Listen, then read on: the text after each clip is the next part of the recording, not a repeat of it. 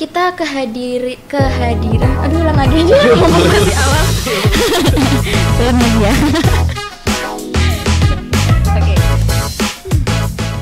Hello Kettle Buffalo, kembali lagi di segmen CBC Podcast bareng aku Weni. Nah, di segmen CBC Podcast kali ini di season 4 episode 1, kali ini kita kedatangan narasumber yang sangat inspiratif, salah satu alumni dari CBC juga, yaitu Kang Irfan. Halo Kang Irfan. Halo Weni. Gimana nih Kang kesibukan Akang kali ini gitu? Sama boleh perkenalan nih ke teman-teman Kettle Buffalo yang lain yang mungkin belum belum tahu Kang Irfan ini siapa sih gitu. Iya. Oke, baik. Terima kasih banyak sebelumnya Weni atas kesempatan untuk Akang di sini untuk berbagi cerita ya nanti. Ya mungkin perkenalkan, saya Muhammad Irfan Maulana. Di sini saya alumni dari Fakultas Peternakan Universitas Padjadjaran angkatan 2020 dan di CBC saya dari Diklat 19. Oke, untuk kesibukan mungkin saya sekarang sedang fokus perkuliahan di S2 dan S3 mungkin karena alhamdulillah saya mendapatkan beasiswa fast track dari Unpad. Lalu selain dari perkuliahan mungkin saya sedang menjadi asisten dari dosen. Oke, kalau boleh tahu nih Kang, Kang Irfan barusan mention nih kalau Kang Irfan saat ini lanjut berarti ya berkuliahnya nggak hanya sampai S1 saja tapi S2 dan juga S3. Apakah S2 dan S3 yang Akang ambil ini masih linear dengan peternakan juga Kang? Masih juga masih linear ya. Ngomong-ngomong soal peternakan nih Kang, biasanya teman-teman di luar sana yang mungkin yang saat ini menonton pasti kan berbagai sudut pandang gitu ya Kang. Kalau yang aku denger nih dari cerita-cerita orang, banyak yang memandang sebelah mata gitu tentang fakultas kita tercinta, fakultas peternakan gitu. Banyak yang memandang kalau misalkan kalau pengen jadi peternak mah nggak usah kuliah lah gitu-gitu. Nah, sedangkan Kang Irfan yang kita kenal ini ternyata memiliki banyak prestasi di dalam menjalani berkehidupan sebagai mahasiswa Fakultas Peternakan nih. Kalau dari sudut pandang Kang Irfan sendiri, kenapa sih memilih Fakultas Peternakan sebagai tempat untuk belajar 4 tahun ke belakang, bahkan nantinya juga untuk S1 dan juga S2 dan juga S3, betul. Oke, kalau boleh jujur masuk ke peternakan itu sebenarnya salah jurusan.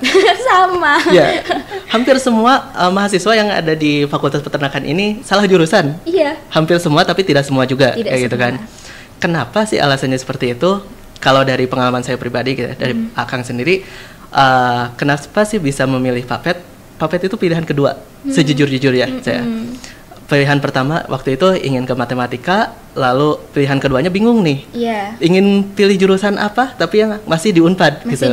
Pengennya sebenarnya Unpadnya nih. Unpadnya awalnya kayak gitu kan.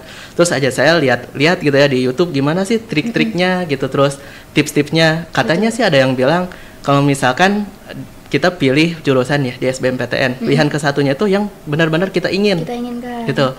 Terus yang kedua yang kemungkinannya yang lebih besar kayak gitu, lolosnya lebih besar gimana ini gitu. Akibat dari itu ke-trigger nih Akang tuh pilihan ke satu ke matematika, pilihan kedua ke Papet cari aman waktu itu. Iya, gitu. Dan itu yang menjadi alasan kenapa Akang bisa masuk ke Fakultas Peternakan. Jadi sebenarnya kecelakaan ya Kang? Bisa dibilang kecelakaan, tapi enggak juga sih Tapi sebenarnya. ternyata nih Kang, kayak setelah Akang menjalani di Fapet itu emang perlu kita berkuliah di sini karena ilmunya pun bukan untuk cara kita beternak aja ya, sebenarnya kita di dalamnya itu belajar banyak hal. Bahkan kalau misalkan dengar-dengar dari beberapa teman-teman yang sekarang menjalani perkuliahan bahkan S1 itu banyak yang merasa pusing berkuliah di Fapet itu ternyata ilmunya itu cukup tinggi teman-teman gitu. Selain itu nih ini akan memberikan insight kepada teman-teman semua ya di luar yang menonton ini. Kalau misalkan gak ada peternakan itu, gak ada Fakultas Peternakan, dokter gak akan bisa merekomendasikan bagaimana sih asupan nutrisi khususnya protein hewani. Betul. Yang menyediakan protein hewani yang baik itu dari Fakultas Peternakan. Gitu. Dari mulai gimana sih telur omega diciptakan. Inovasinya itu dari peternakan kayak gitu. Terus pecinta kuliner dari Tata Boga yang kayak gitu. Tahu daging wagyu enak itu dari gimana? Pemeliharaan sapinya gimana? Dari peternakan. Kayak gitu. dokter tadi kan udah disarankan harus makan ini, harus makan itu gitu. Iya. Itu dari mana? Dari peternakan juga kayak gitu. Dan yang sekarang lagi ngetren nih, beberapa pengusaha, artis, bahkan yang pemilik Facebook kalau tidak salah gitu ya. Iya. Investasinya di peternakan. Betul. Itu sebenarnya yang Facebook tadi, yang Mark Zuckerberg itu tadi. Itu jadi salah satu pesaing kita loh sebenarnya gitu, karena dia udah merambah ke bidang peternakan ini sekarang itu, karena ini tadi peternakan itu bidang yang nggak akan ada matinya. Dari awal kehidupan ini tercipta sampai nanti pun kita akan tetap membutuhkan protein hewani. Nah betul. Itu dan tadi. Juga cuannya gede. Cuannya gede itu tadi. Jadi buat teman-teman yang saat ini merasa tersesat di Vapet, sesungguhnya kalian itu tersesat di jalan yang benar. Yang benar. Betul. Kalau misalkan udah terlanjur di Vapet ya jalani aja, nikmati, karena ilmu-ilmu yang kalian dapat di Vapet itu nantinya benar-benar bermanfaat banget dan benar-benar kepake terus ya ini bidang kita ini. Betul. Oke. Kita next nih Kang, sangat insightful yang barusan itu tadi ya. Oke, boleh. Kemudian ketika akan menjalani di Fakultas Peternakan menjadi mahasiswa S1 gitu ya. Seperti yang kita ketahui bersama, kalau maba sebagai kita mahasiswa baru gitu, pasti kita punya visi misi kedepannya, apakah nanti hanya berkuliah saja atau mengikuti organisasi-organisasi maupun kepanitiaan. Kalau boleh tahu, waktu Kang Irfan menjadi mahasiswa di Fakultas Peternakan dulunya itu ikut organisasi apa aja Kang? Oke, kalau selama perkuliahan sih Akang masuknya itu ke BEM juga. Terus UKM di CBC. Iya. Dan juga beberapa panitiaan yang lain. Panitiaan yang lain ya. Kenapa Akang memilih untuk nggak hanya kuliah aja gitu? Seperti yang kita tahu juga sebenarnya Kang Irfan ini salah satu mahasiswa yang berprestasi dan cukup mempunyai banyak prestasi-prestasi dan memenangkan kejuaraan-kejuaraan di akademiknya gitu loh, terutama. Biasanya yang kita tahu orang akademik itu mereka individualis, terus kemudian fokus saja ke perkuliahan tanpa memikirkan gimana mereka itu mengembangkan soft skill mereka gitu. Tapi berbeda dengan Kang Irfan, tetap masuk BEM, masuk ke UKM gitu. Apa sih motivasi Kang Irfan saat itu? Kenapa kok memilih untuk ikutlah berorganisasi dan juga kepanitiaan gitu, bahkan tadi sempat disinggung. Kenapa kayak gitu sih? Itu gini, kita kalau misalkan jadi mahasiswa terus cuman belajar doang kayak gitu, itu kan kita boring gitu kan. Cuman belajar, buka buku, buka jurnal, ngerjain tugas, pulang ke rumah, tiduran atau apa, besoknya ke ini lagi, ke kampus lagi, belajar lagi, buka jurnal lagi. Kan kalau kayak gitu kayak boring ya, kayak gitu. Tapi kalau misalkan kita ikut program kemahasiswaan nih, kayak tadi UKM, kita ketemu orang-orang lain, kita bisa cerita, terus kita bisa punya pengalaman yang baru gitu. Itu kan lebih bisa menumbuhkan rasa kepercayaan diri kita gitu, gitu kan.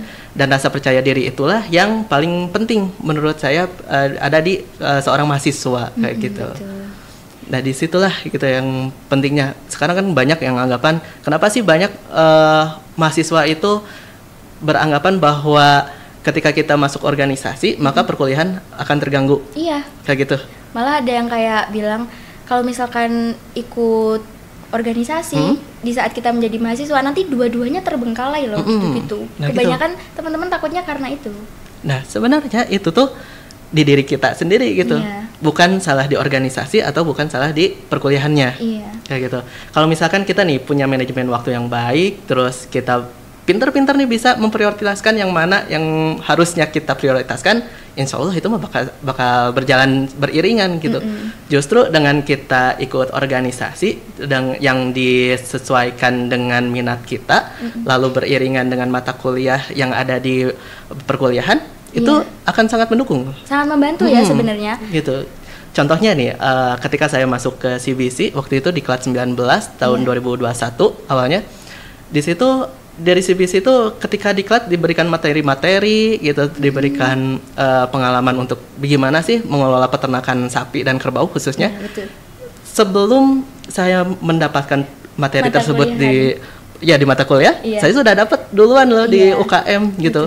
Nah itu yang menjadikan gimana sih caranya mahasiswa itu bisa bisa mendapatkan pengalaman baru. Betul. Sebelum dari perkuliahan. Iya. Lewat organisasi, terutama CBC ya teman-teman. Nah itu benar. Terus kemudian juga kalau di perkuliahan kita pasti sering menjumpai kayak kerjasama kelompok, kemudian presentasi di mana itu membutuhkan skill komunikasi, skill koordinasi, skill kerjasama yang baik, dan juga tadi kepercayaan diri gitu. Nah berarti di organisasi ini saatnya lah kita mengasah soft skill kita yang nantinya juga akan memberikan bantuan ke diri kita sendiri sebenarnya saat masa perkuliahan. Nah itu gitu. Betul. Kalau boleh dikasih poin-poin nih Kang, apa sih menurut Kang Irfan manfaat mengikuti organisasi gitu? Oke, yang pertama relasi. Pasti kan itu relasi. Iya. Kita kenal orang-orang jauh lebih banyak daripada ketika kita menjalankan perkuliahan. Kalau misalkan perkuliahan kita kenal cuma yang satu kelas aja, kayak gitu kan. Tapi kalau misalkan kita masuk organisasi, kita banyak sosialisasi sama teman-teman yang lain, sama alumni, sama pengurusnya yang lain gitu ya. Bahkan orang lain yang dikatakan tidak ada dalam perkuliahan itu bisa masuk gitu. Kita kayak kan stakeholder, nah kayak gitu. Waktu kita lagi ada program apa gitu ya. Kayak gitu. Nah, jadi kan itu relasi tersebut bisa menjadikan manfaat buat kita gitu. Ketika nanti kita lulus, kita ingin kerja gitu. Ketika kita punya relasi, ya kita tinggal hubungi gitu. Pak, ada lowongan kerja nggak gitu kan. Itu bisa kan kayak gitu. Terus yang lain gitu, selain relasi, tadi pengalaman dan pengetahuan, dengan kita mengikuti organisasi, kita tuh bisa lebih tahu, lebih maju gitu daripada orang lain. Ketika orang lain hanya mendapatkan ilmu di perkuliahan saja, orang yang mengikuti organisasi ini lebih banyak tahu nih karena terlibat di lapangan, terlibat diskusi dengan orang lain, kayak gitu kan. Secara langsungnya gitu ya. Nah gitu. Terus dari sisi soft skill-nya juga lebih terasah lagi. Kita kalau misalkan mengandalkan di perkuliahan gitu ya, ada mata kuliah yang membahas perkandangan gitu. Kita cuma tahu dari gambar, dari video doang. Tapi kalau misalkan kita langsung terjun ke lapangan bersama organisasi, kita kan tahu nih, oh ini bentuk kandang kayak gini, manajemen kandang kayak gimana, pakan yang baik tuh kayak gini gitu. Jadi bukan sekedar teori saja, tapi kita mampu untuk gimana sih cara mengimplementasikan dari materi tersebut kepada lapangan. Oke, gitu. Sangat menarik sekali nih Kang. Kalau Kang Irfan sendiri di CBC dulunya di Diklat 19 itu masuk di divisi apa aja Kang? Tahun 2022 sampai 23 itu saya masuk ke divisi kewirausahaan. 2023 sampai 2024 ke divisi keprofesian. Kalau yang akan melakukan pada saat masuk ke divisi kewirus berarti ya. Kalau sekarang itu ngapain aja Kang? Boleh diceritakan ke teman-teman nantinya? Baik. Kalau waktu di kewirus itu akan lebih merancang gimana sih pemasaran produk hasil ternak itu gitu ya. Produk hasil ternak, terus merchandise, inovasi pengolahannya itu gimana gitu ya. Itu kita coba rancang, kita coba pemasaran kayak gimana gitu ya di divisi kewirausahaan. Terus lanjut nih di yang divisi keprofesian, itu akan lebih banyak ke riset-riset, melakukan riset sederhana sih sebenarnya kita. Penelitian bagaimana sih yang ada di kandang itu kita optimalkan. Itu contohnya ketika ada limbah peternakan nih kayak feses kayak gitu, itu kita coba olah terus diaplikasikan ke yang sekiranya bisa bermanfaat gitu kepada masyarakat. Contohnya pupuk. Kayak gitu. Dulu Akang sama teman-teman di divisi keprofesian juga kayak gitu, kita merancang nih gimana sih pupuk yang dosisnya beda-beda diaplikasikan ke tanaman waktu di kandang itu, dan itu udah ada hasilnya yang mana yang bagus gitu. Itu juga itu jadi insight gitu, jadikan artikel. Seingat Akang ada berapa ya, lebih dari 5 kok ya artikel yang di artikel di publishnya di mana itu Kang? Itu ada di web CBC, di kebanyakan. CBC bisa dicek ya teman-teman. Ya kayak gitu. Terus ada juga di web yang Sumedang itu juga ada juga. Ya, dan beberapa platform yang lain juga ada. Ternyata berarti Kang Irfan di CBC itu juga nggak hanya belajar tentang soft skill tentang berorganisasi juga, tapi kita ada plus lagi ya, nilai plus lagi, jadi bisa tadi yang pertama divisi kewirausahaan, jadi tahu gimana cara mencari pasar, mencari konsumen, dan cara pemasarannya itu seperti apa yang optimal, yang bisa membantu kita nantinya ketika kita mau berwirausaha gitu. Terus tadi ternyata produk yang dijual itu nggak hanya produk peternakan, ada merchandise-nya juga. Ada kaos waktu itu, terus stiker gantungan gitu. Dan sekarang ada itu juga kan? Iya, masih ada di CBC Staff. Ya, betul. Jangan lupa dibeli. Iya, jangan lupa dibeli. Oke. Itu sangat mendukung kita gitu ya, untuk nantinya agar program-program yang kita hadirkan untuk teman-teman semuanya makin menarik dan makin bermanfaat untuk semuanya. Gitu. Terus tadi juga ternyata di divisi keprofesian itu juga belajar malah seolah-olah penelitian ya Kang ya, karena kita bisa langsung implementasikan apa yang kita pelajari waktu kita berkuliah, karena kan nggak semua mata kuliah itu sempat untuk kita mengimplementasikan langsung kayak gitu-gitu. Nah berarti CBC ini sebenarnya menjadi wadah untuk kita belajar dan mengembangkan sebenarnya dengan apa yang kita miliki, sumber daya apapun yang ada di sekitar kita manfaatkan dan kita cari mana sih yang efektif, yang efisien melalui penelitian-penelitian kayak gitu. Betul. Apalagi kita kalau di Unpad sendiri FAPET-nya itu S1, bukan D4. Jadi kebanyakan kalau kita hanya duduk di bangku perkuliahan ya kita akan kurang untuk mendapatkan ilmu praktisinya itu, implementasinya itu gimana sih? Implementasinya kurang karena kita akan kebanyakan menerimanya itu teori kalau dari perkuliahan. Jadi kita tetap harus ikut organisasi, terutama kalau di FAPET Unpad tuh UKM keprofesian. Keprofesian. Kalau di FAPET sendiri dibagi menjadi komoditas-komoditas, ada yang sapi potong kayak CBC dan juga komoditas-komoditas lain seperti ternak perah, unggas dan lain-lain gitu ya, Kang. Itu sangat bagus untuk diikuti, apalagi untuk kalian yang saat ini nonton masih jadi maba nih, pasti masih bingung nih ikutan atau enggak kayak gitu. Wajib ikutan pokoknya. Wajib ikutan, apalagi CBC seperti yang tadi dijelasin manfaatnya oleh Kang Irfan nih. Oke, kita next aja nih Kang ke pertanyaan berikutnya gitu ya. Kan pasti sebagai mahasiswa kita ini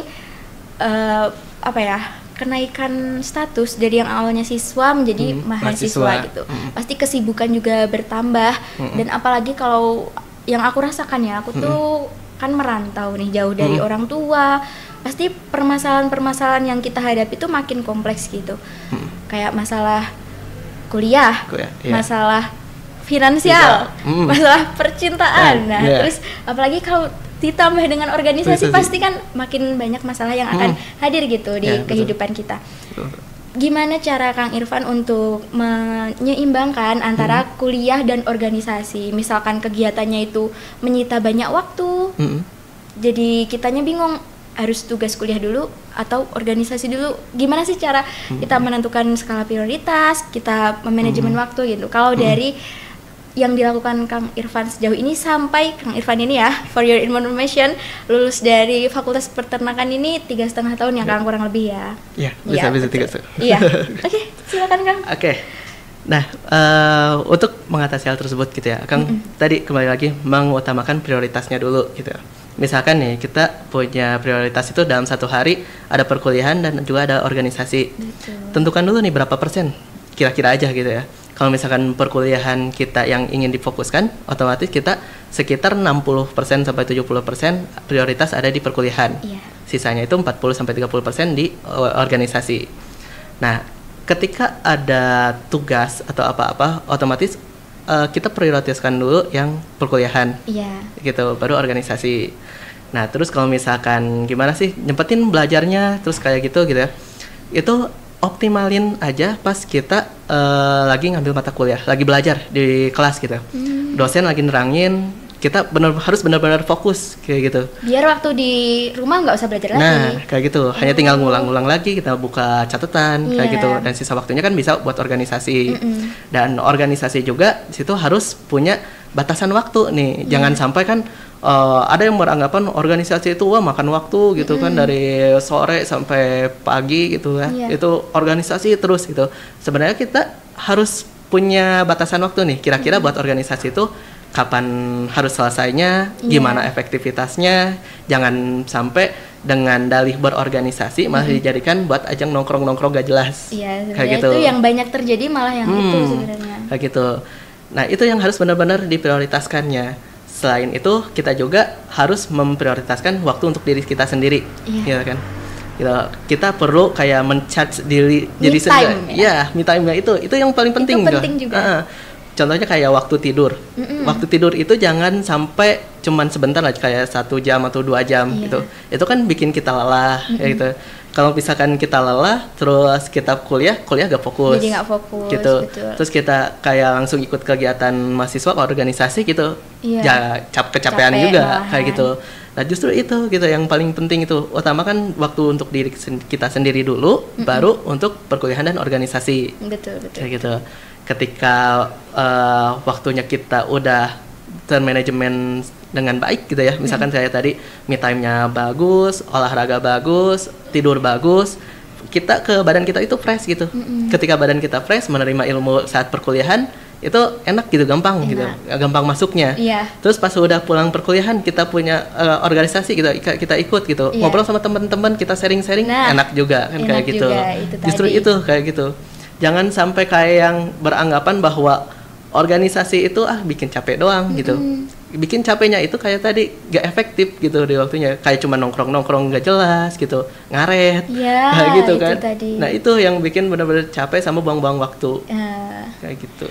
Soalnya kalau dari yang aku lihat bahkan aku juga kadang ngerasain kok, kalau misalkan kita kuliah tuh nggak setiap saat kita itu fokus gitu sama perkuliahannya. Kadang kalau mata kuliah yang emang dari awal akunya nggak suka gitu ya Kang, ya jadi malas untuk menyimak dan memahami gitu.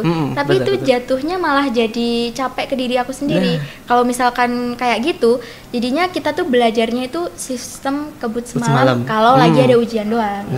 Jadinya malah hal yang harusnya aku pelajari 1 semester, malah aku pelajarinya dalam 1 malam. Itu kan sebenarnya nggak efektif ya Kang. Itu tadi kalau misalkan kita benar-benar menyimak waktu perkuliahan itu berlangsung, sebenarnya kita nggak usah terlalu belajar waktu di rumah atau waktu sebelas kuliah juga nggak akan sebanyak itu, karena cuma mengulang aja, mengingat lagi aja gitu.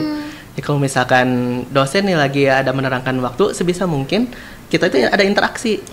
Dengan interaksi tersebut kita jadi fokus lagi, terus kita lebih paham. Setidaknya gitu ya. Kalau dari Akang nih ya, ketika perkuliahan itu minimal 1 kali aja kita nanya ke dosen tentang materi tersebut, kayak gitu. Biar kita tuh lebih paham sama ada interaksinya gitu. Kalau misalkan kita cuma dengerin nih dari dosen, ngedengerin doang, ngantuk kan. Kayak gitu. Jatuhnya ngantuk kayak gitu.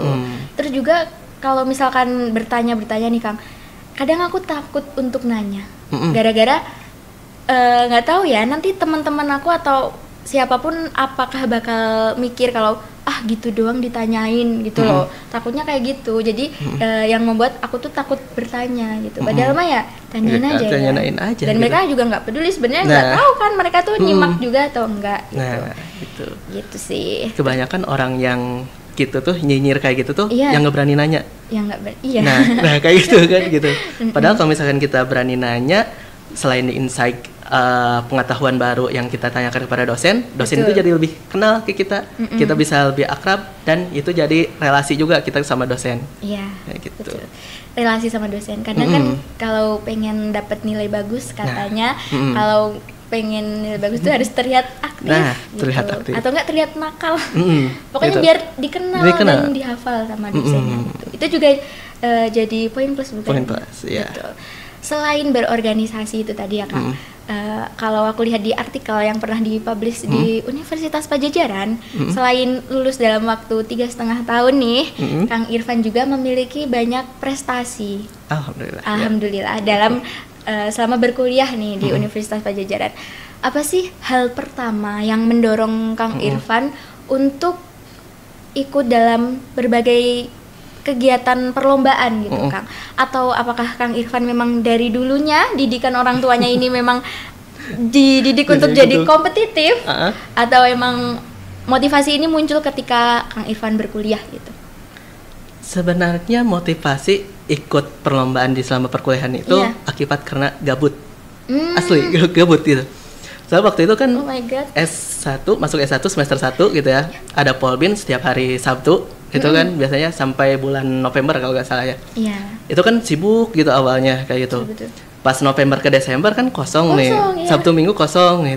Terus karena kepapet itu salah jurusan, awalnya pengen matematika, jadi greget aja gitu kan, pengen tetap belajar. Nah, akibat dari gabut itu, lihat ada postingan di IG, ada kompetisi Olimpiade Sains Mahasiswa, ikut ke situ lah, yang matematika waktu itu. Ikut itu iseng-iseng lah, nyobain aja kayak gitu, gak terlalu berniat awalnya kayak gitu. Alhamdulillah malah dapat emas. Padahal mahasiswa Fakultas Peternakan. Nah, dari situlah dosen-dosen viral di akun tuh, di dosen-dosen gitu ya. Sampai dibikinin banner kayak gitu kan waktu itu. Itu malah waktu maba ya itu ya berarti ya. Waktu maba itu Desember 2020 lah kalau nggak salah itu. Nah, dari situlah muncul motivasi.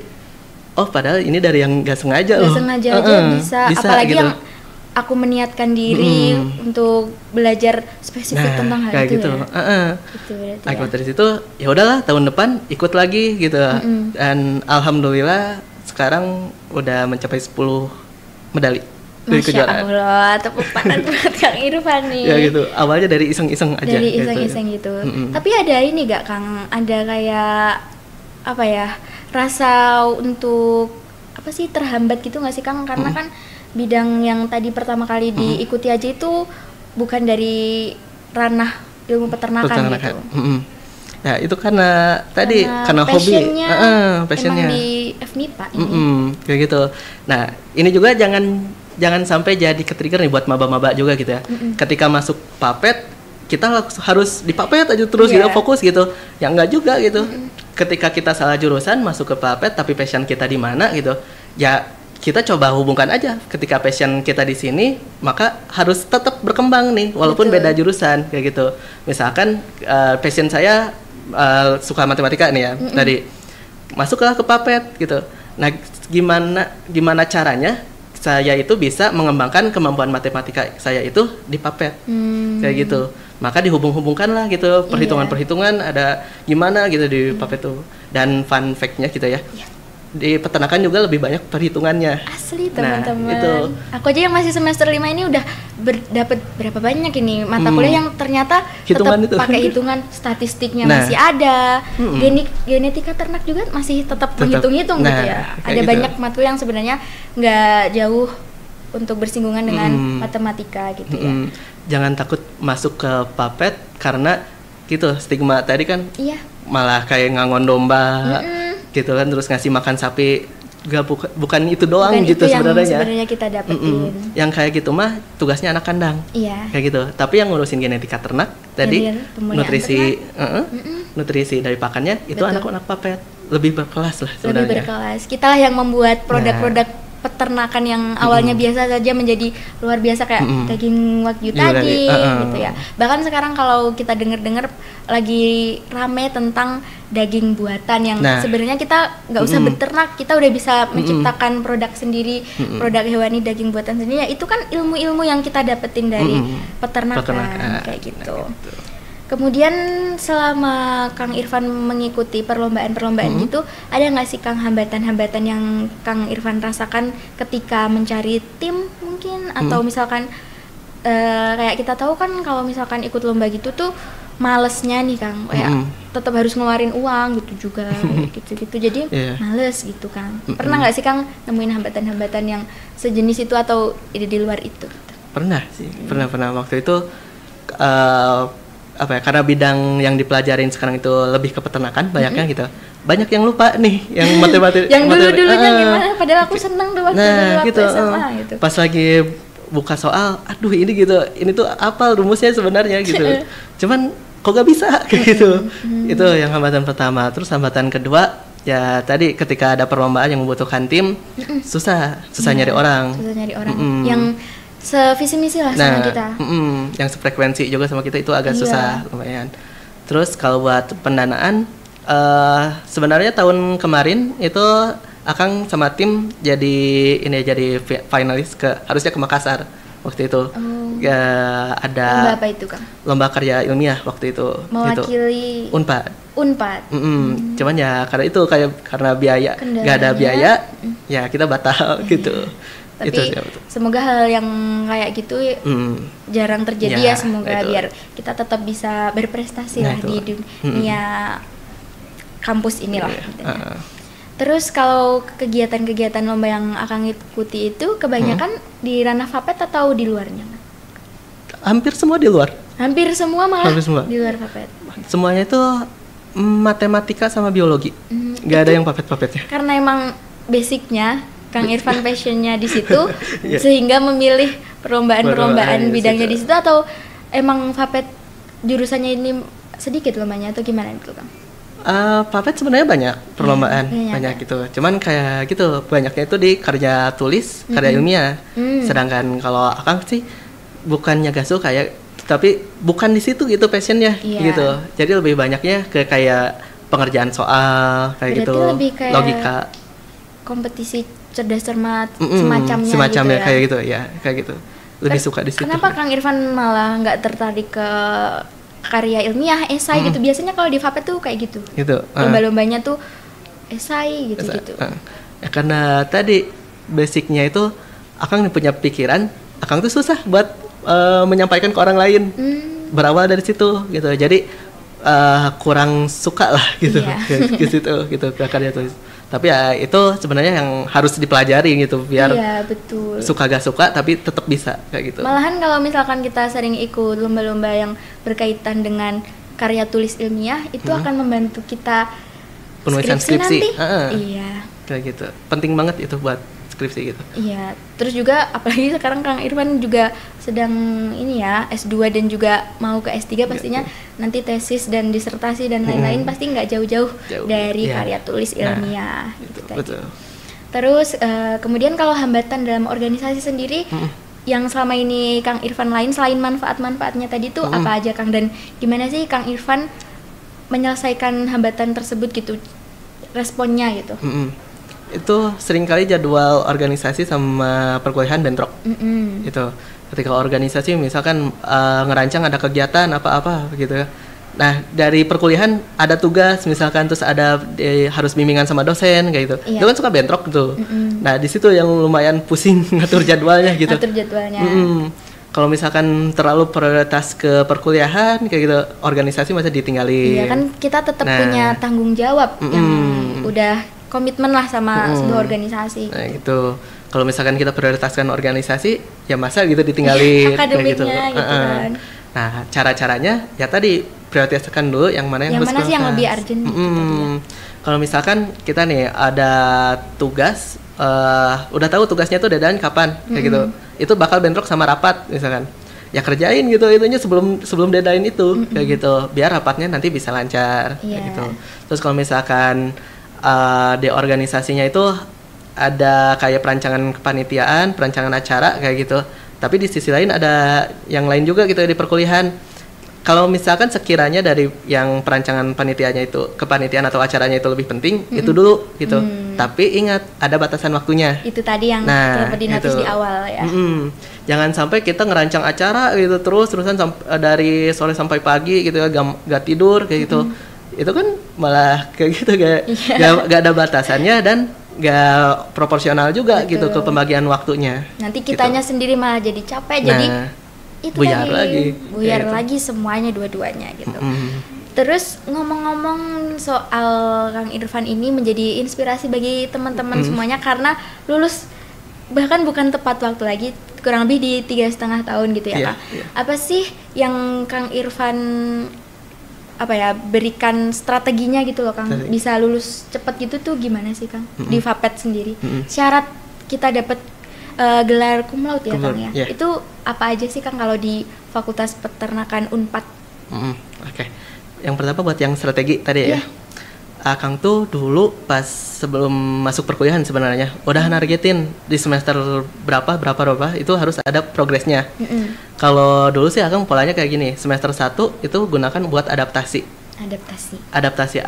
di mata kuliah, adaptasi di lingkungan perkuliahan, adaptasi sama dosen, sama adaptasi di organisasi tadi. Saya kan sekarang semester 1 tuh udah ada yang oprek bahkan ya UKM. Terus ada yang ngadain magang juga. Nah, ikut ke situ dulu buat adaptasi gimana sih lingkungan perkuliahan kayak itu gitu ya, perkenalan. Terus dari semester 2 sampai semester 4 lah kurang lebih itu fokus targetin di kegiatan organisasi. Ya gitu. Itu menjadi ajang buat kita pengembangan soft skill, pengembangan relasi, dan juga gitu insight-insightnya kayak tadi gitu ya. Misalkan ada perkuliahan yang ini gitu materi doang tapi gak ada praktek kayak gitu. Nah itu di organisasi itu justru di semester 2 sampai semester 4 sampai itu yang paling harus dikuasainnya kayak gitu. Sebelum nantinya di semester 5 nih dulu Akang semester 5 sama semester 6 tuh fokus buat magang. Oh ya, aku sempet lihat juga nih Kang Irfan juga ikut magang ETC dari Pokpan. Iya, itu juga Pokpan. Ya. Emang strateginya itu di semester 5 dan 6 manfaatin untuk kita magang. intern gitu. Karena tadi gitu kita udah punya bakal di semester 2 sampai semester 4, materinya udah ada, praktek di kampusnya udah ada, waktunya gitu semester 5 sampai semester 6 itu buat magang. Dulu Akang di semester 5 tadi ya magang ETC Pokpan 1 semester fokus di situ. Satu semester. Berarti semester 5 dulu Akang nggak ikut perkuliahan di kampus? Iya, nggak ikut sama sekali, nggak ada perkuliahan banget di kampus. Itu di ETC itu magang ke ayam broiler sih sebenarnya kan. Itu ke lapangan, ke kandangnya, terus ke gimana cara pengolahan kayak pengolahan dagingnya kayak gitunya, terus pemasarannya juga dapat, pakannya juga dapat waktu itu. Nah di ATC itu juga ketemu nih sama teman-teman yang lain kayak gitu dari universitas lain gitu di program magang tersebut gitu. Terus semester 6 lanjut lagi waktu itu magang lagi di Pokpan juga sama sebenarnya di Subang. Programnya beda tapi? Beda lagi, kalau itu dari magang departemen dari Unpad. Dari Unpadnya sendiri. Itu kan diwajibkan sih sebenarnya, semuanya juga harus ngambil. Gitu. Cuman yang jadi poin pentingnya itu semester 5 dan semester 6 tuh magang kayak gitu. Nah, di semester 6 Akang tuh udah mulai memikirkan buat tadi skripsi. Awal semester 6 tuh udah harus punya nih target tema buat skripsinya. Dan juga udah punya dosen pembimbing 1, pembimbing 2. Nah, dari situ kita banyak konsultasi mengenai judul-judul di semester 6. Tuh. Sama kalau bisa sih kalau dulu Akang emang udah ngambil data duluan kayak gitu di semester 6. Waktu magangnya atau gimana? Iya, waktu magangnya. Iya, waktu magangnya waktu itu. Itu udah ngambil data duluan semuanya kayak gitu, termasuk waktu magang itu Akang menciptakan inovasi bagi kandangnya gitu. Waktu itu Akang ciptain program Excel buat kandangnya dan alhamdulillah sampai sekarang masih dipakai katanya. Alhamdulillah. Gitu. Sangat bermanfaat berarti ilmunya ini terus mengalir. Alhamdulillah kayak gitu. Ya, nah dari situ dari akhir semester 6 udah ditargetin buat pelaksanaan UP yang usulan penelitian kayak gitu. Di situ harus usulan penelitian. Cuman dulu sih Akang agak ngaret ke semester 7 sebenarnya. Gimana Pak? Agak apa? Agak ngaret. Yang tadinya awalnya itu target akhir semester 6 harus udah UP, ini malah awal semester 7. Awal semester 7. Tapi nggak menghambat nih ternyata. Alhamdulillah itu enggak gitu. Dulu nah semester 7 fokusin buat tadi tugas akhir organisasi ditekan ke seminimal mungkin ikutnya gitu, tapi tetap masih berperan di organisasi. Iya, cuman intensitasnya agak dikurangin. Itu fokus ke situ.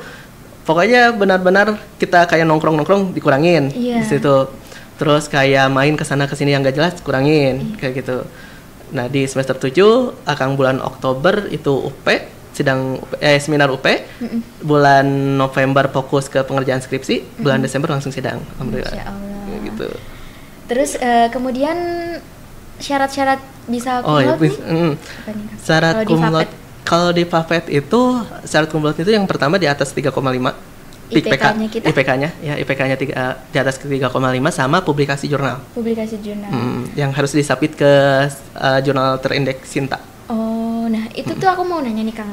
Aku juga sebenarnya rencananya juga pengen mengikuti jejak Akang nih supaya bisa cum laude juga, doakan ya Kang ya.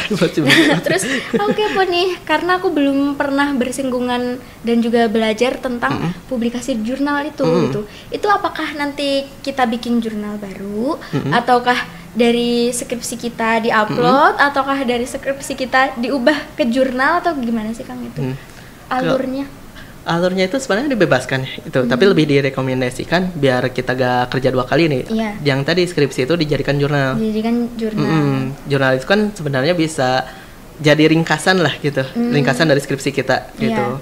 Sebenarnya yang data-data masih sama, pembahasan masih sama, latar belakang juga masih sama gitu. Cuman ya tadi skripsi itu kan banyak, kalau jurnal kan cuman berapa halaman kayak gitu. Itu diringkas gitu. Terus itu kitanya masih dalam pembuatan jurnal itu masih diawasi sama dosen pembimbing kita juga? Masih juga. Dipandu juga ya Kang itu? Dipandu juga ya. Takutnya kayak itu ketakutan aku gitu kalau pengen nyoba ikut publikasi jurnal kayak gitu-gitu, apalagi yang menilai itu bukan dosen dari Vapet kan, itu langsung dari ada reviewernya sendiri gitu.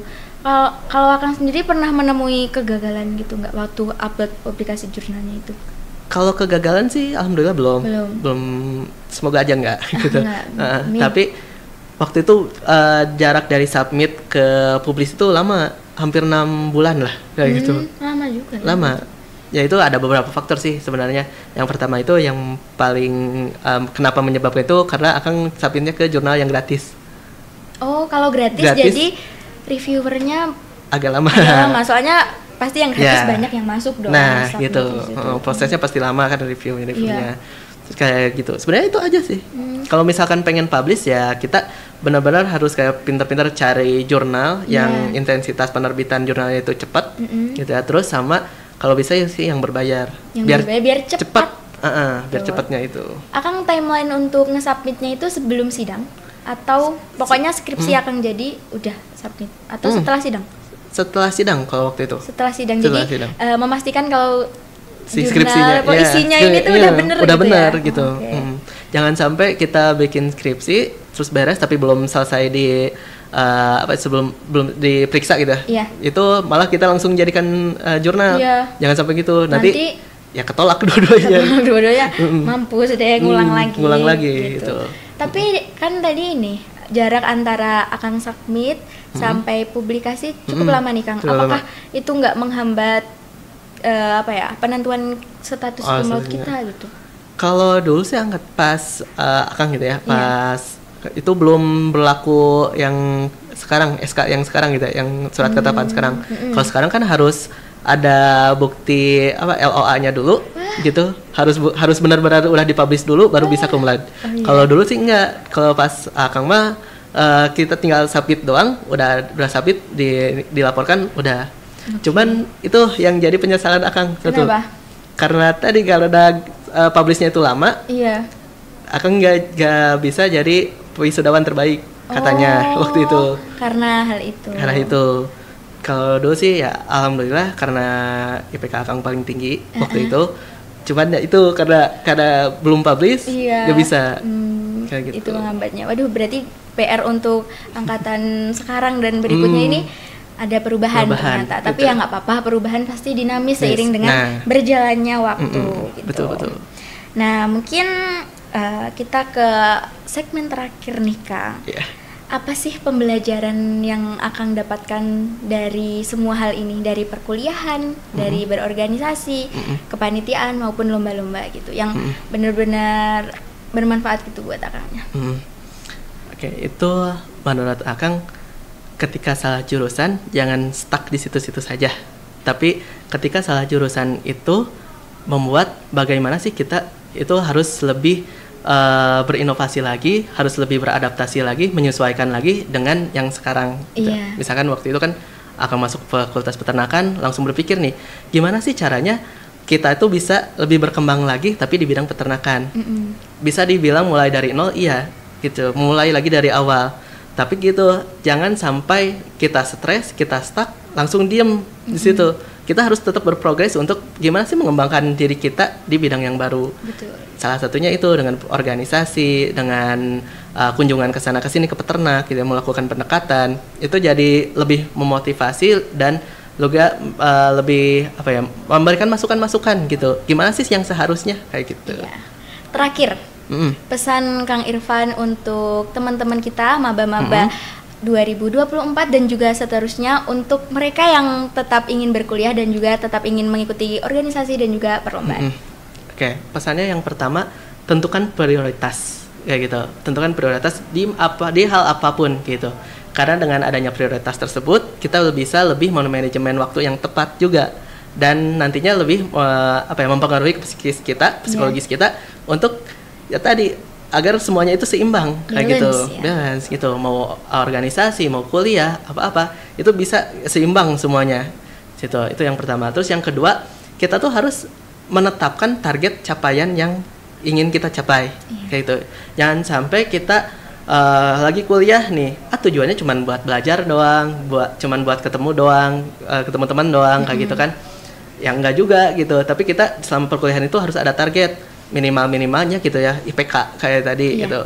IPK tuh harus di angka berapa kayak gitu. Nah, itu yang harus kita capai gitu. Dengan cara apa? Yaitu sekreatif mungkin kita gitu. Pilih metode yang benar-benar ke kitanya itu nyaman dan mendukung gitu ke target-target kita tersebut. Terus yang ketiga itu ketika kita punya kegagalan, jangan sampai gagal udah aja diem gitu, menyerah kayak gitu. Jangan. Tapi kita harus sekreatif mungkin gimana sih caranya mengatasi kegagalan tersebut. Ketika kita punya kekurangan, yakin kita juga punya kelebihan di sisi lain gitu. Gimana caranya kelebihan kita itu bisa menutup kekurangan kita. Itu yang harus dipertahankannya. Oke. Terima kasih Kang Irfan atas ceritanya, sharing sessionnya tentang gimana sih bisa balance antara perkuliahan, organisasi, kepanitiaan dan juga prestasi-prestasi yang bisa kita raih selama kita masih menjadi mahasiswa gitu ya. Juga closing statementnya yang sangat menarik bahwa ini bukan tentang seberapa sering kita gagal, tapi tentang gimana kita bisa bangkit lagi. Nah, itu. Terima kasih Kang Irfan untuk sharing dalam podcast kali ini. Dan buat teman-teman semuanya yang belum subscribe, yang belum like dan juga komen, silahkan untuk subscribe, like dan juga komen video ini dan cerita ini gimana sih kalian menyeimbangkan diri antara kesibukan di dunia perkuliahan dan juga organisasi. See you in the next podcast. Bye-bye.